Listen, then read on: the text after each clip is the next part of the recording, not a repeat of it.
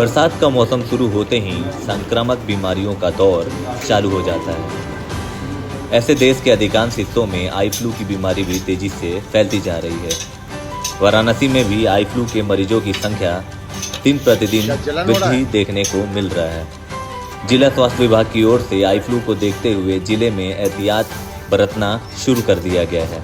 जिला अस्पताल समेत सभी सरकारी अस्पतालों में आई फ्लू से संबंधित दवा का स्टॉक किया गया है ताकि किसी भी मरीज में आई फ्लू की शिकायत मिलने पर तुरंत निदान किया जा सके। मीडिया से बातचीत में मुख्य चिकित्सा अधिकारी संदीप चौधरी ने बताया कि आई फ्लू के लक्षणों की बात करें तो आंखों का लाल होना, सूजन होना, पानी निकलना, जलना जैसे तमाम लक्षण हैं जो आई फ्लू के संक्रमण को दर्शाता है।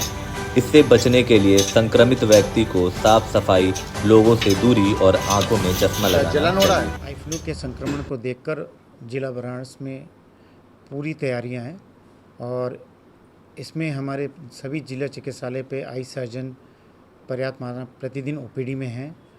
साथ साथ हमारे कुछ शहरी स्वास्थ्य केंद्र हैं जैसे चौका घाट है, वहाँ पर भी हमारे आई सर्जन हैं। लाल बहादुर शास्त्री, पंडित दीनदयाल कभी चौरा में तो है ही, और इसके लिए पर्याप्त सभी ओपीडी में मरीज आ रहे हैं।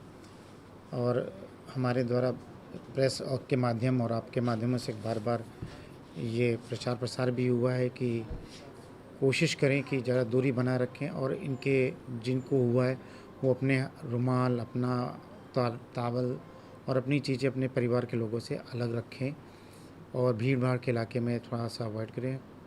कोशिश करें कि सन ग्लासेस लगा के रहें और आई टू आई कांटेक्ट को अवॉइड किया जाए। जो मरीज़ इस समय आई फ्लू से पीड़ित हैं, ये साफ़ सफाई रखें और नियमित रूप से अगर हर व्यक्ति घर पहुंचने के बाद एक चलते हुए रनिंग वाटर से अपनी आँख धुल ले तो चांसेस बहुत कम होते हैं, ना के बराबर रहते हैं। और एक अपनी प्रक्रिया नियमित रूप से बदलानी नहीं चाहिए कि कम से कम 1 या 2 बार अपने जहाँ भी मौका मिले रनिंग वाटर से थोड़ा सा आँख साफ़ कर लें तो संक्रमण आगे बढ़ने की उम्मीद बहुत कम रहेगी। अगर दवा का इस्तेमाल करें तो बिना चिकित्सक के सलाह के बिना ना करें। हमारे प्राथमिक स्वास्थ्य केंद्र में सभी चिकित्सक हैं, वहाँ दवाइयाँ भी उपलब्ध हैं। शहर के हमारे सभी जिला चिकित्सालयों में चिकित्सक हैं, दवा भी उपलब्ध है। तो मेरा अनुरोध है कि अगर ऐसी समस्या आपके साथ है तो सबसे पहले आप हमारे निकटतम स्वास्थ्य केंद्रों पर जाएं जहां सरकार द्वारा सारी सुविधाएं दी गई हैं और चिकित्सक के सलाह के बाद ही दवा लें। किसी ऑन मार्केट या ऑन ओटीसी काउंटर कोई दवा ना लें, क्योंकि सरकार द्वारा जो दी गई दवा वो ही सब सरल है और बहुत कारगर है। बहुत सरल सिम्टम है। पहले आपको आँख में गड़न लगेगी, आँख मिट जाएगा, आपको बार बार आँख रगड़ने का मन करेगा, आप हो सकता है रगड़ेंगे तो आपका आंसू या आपकी आंखों से पानी आएगा, फिर थोड़ा दर्द होगा, लालीपन आएगी। और आगे अगर आपने इससे पहले अगर आपने उसको चकित करके साफ़ सफाई कर ली अपनी आँख की, नियमित अगर कोशिश करें कि 2-2 घंटे पे अगर कर लें, 4-4 घंटे पे भी आप रनिंग वाटर से अपना आँख साफ़ कर लें तो भी चांसेस ना के बराबर होते हैं, क्योंकि बचाव ही सबसे बड़ा इलाज है। तो मैं सबसे पहले ज़्यादा कहूँगा बचाव करें और किसी प्रकार के कोई घबराने की ऐसी बहुत विशेष बात नहीं है। अभी तक कोई फिगर सामने आया है बनारस में?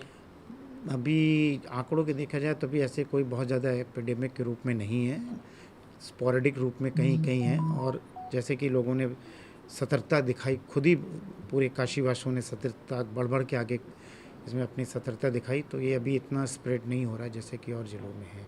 मैं पुनः काशीवासियों से अनुरोध करूँगा कि अपनी सफाई खुद रखें। जैसे कोविड में उन्होंने आगे बढ़ के काम किया था, तो 2 घंटे 4 घंटे में अपनी आँखों को साफ़ करें और हाथ साफ़ करके ही आँखों को रगड़ें। कोशिश करें कि अपनी आँख पर विशेष ध्यान सफाई दें। हफ्ते 10 दिन के बाद ऐसा भी सब ये एक तरह से ख़त्म हो जाए। बीते दिन नगर आयुक्त के निर्देश क्रम में नगर निगम प्रवर्तन दल के प्रभारी कर्नल राघवेंद्र नाथ मौर्य के नेतृत्व में तेलियाबाग से लौरा बीर होते हुए कबीर चौरा तक अतिक्रमण अभियान चलाया गया। अभियान के दौरान अत्यधिक अतिक्रमण करने वाले दुकानदारों का सामान जब्त कर लिया गया। साथ ही साथ कुछ दुकानदारों के ऊपर जुर्माना भी लगाया गया।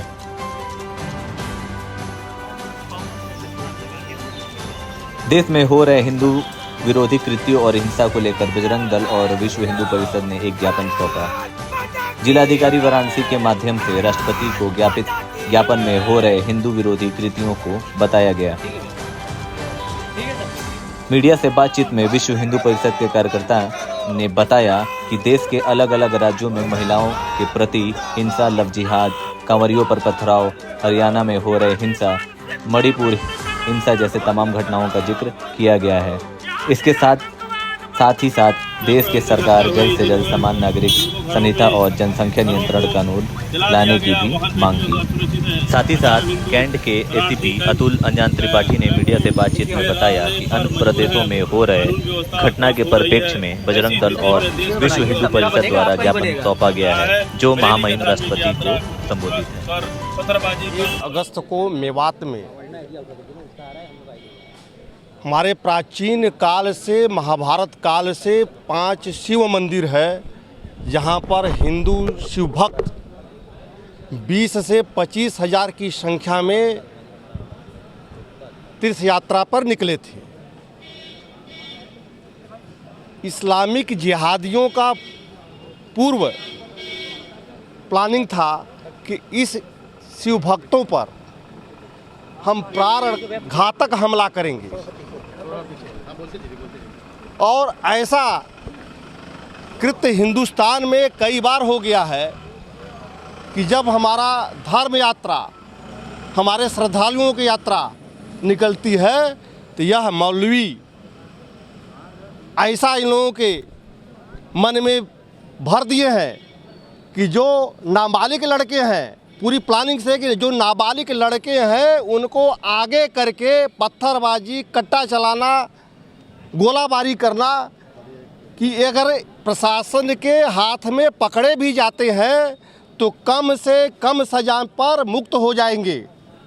आज किस तरह से आप लोगों ने तो विश्व हिंदू परिषद आज बजरंग दल के नेतृत्व में पूरे देश में धरना प्रदर्शन, जुलूस और महामहिम राष्ट्रपति जी को ज्ञापन यहाँ के माननीय अधिकारियों के द्वारा सौंपा गया है, और केंद्र सरकार और महामहिम से आग्रह किया गया है कि इन पर ऐसा कानूनी कार्रवाई किया जाए कि दोबारा इनकी हिम्मत न पड़े, और हमारे जो बजरंग दल के बलिदानी कार्यकर्ता हैं उनको 1-1 करोड़ रुपया सरकार उनको परिवार को दे।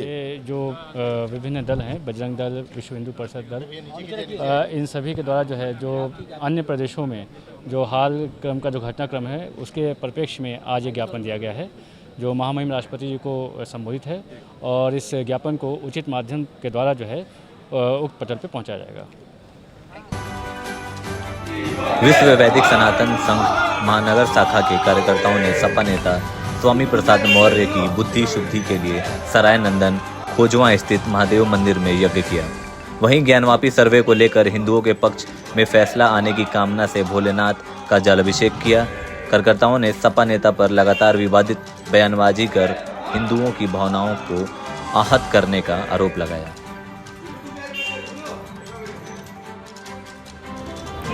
वाराणसी के संकट मोचन स्थित सत्कृति हॉस्पिटल में एक प्रेस वार्ता का आयोजन किया गया।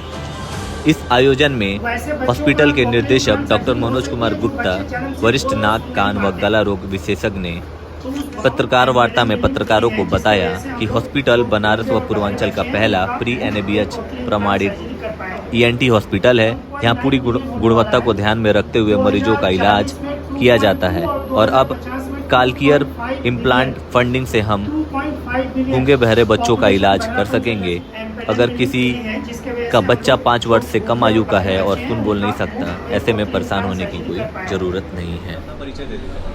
हाँ जी, मैं doctor Manoj Kumar Gupta, director and chief ENT consultant, सत्कृति hospital, संकट मोचन, वाराणसी। बेसिकली सत्कृति हॉस्पिटल को ADIP के अंतर्गत एम्पैनल किया गया है कि जो बच्चे 5 साल के कम उम्र के हैं, जो बोल और सुन नहीं पाते हैं, उनको कोक्लियर इम्प्लांट सर्जरी कर उनको बहरापन से जो प्रॉब्लम से उससे उनको मुक्ति मिल जाए। इसी चीज़ को जन जागृत करने के लिए इस प्रेस कॉन्फ्रेंस को आयोजित किया। बच्चे जन्म से गूंगे बहरे होते हैं और 5 साल के पहले अगर हमें पता चल जाए कि जो बच्चा बोल नहीं पा रहा है, सुन नहीं पा रहा है, अगर 5 साल के पहले उसको हम ऑपरेट कर दें तो ऑपरेशन से ऑपरेट करके कोक्लियर इम्प्लांट, एक इम्प्लांट आती है जो कान के थ्रू ब्रेन में इम्प्लांट कर दिया जाता है, उससे बच्चा सुनने लगेगा और जब बच्चा सुनेगा तो फिर वो बोल पाएगा। जब तक बच्चे सुनेंगे नहीं तब तक बोल नहीं पाएंगे।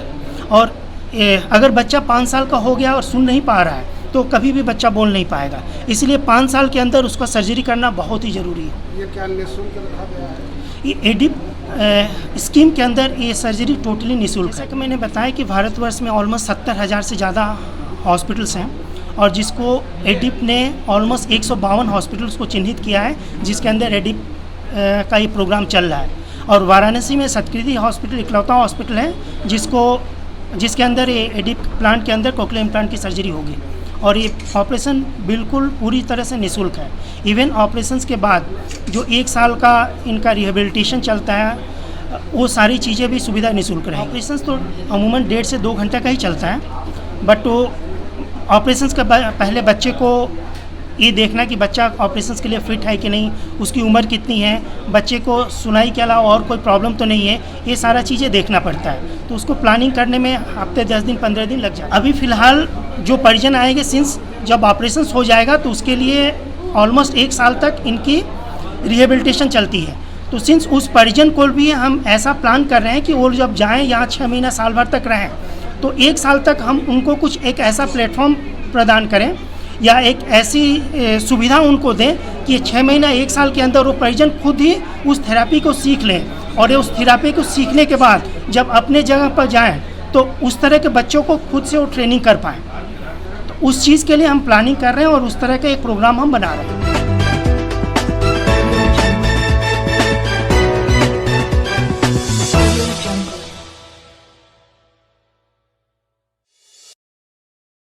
खबरों से जुड़े रहने के लिए रणमेरी न्यूज़ को सब्सक्राइब करें और बेल आइकन को प्रेस करें।